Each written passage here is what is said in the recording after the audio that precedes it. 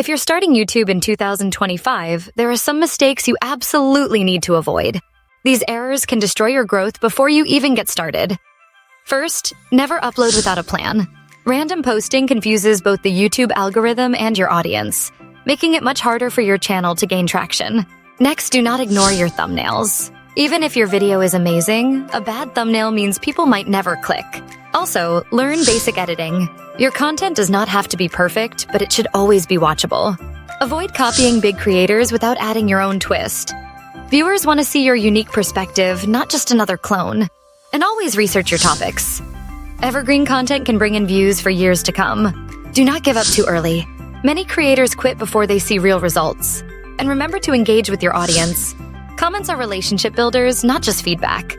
Avoid these mistakes and you will be ahead of 80% of beginners. Subscribe for more creator tips.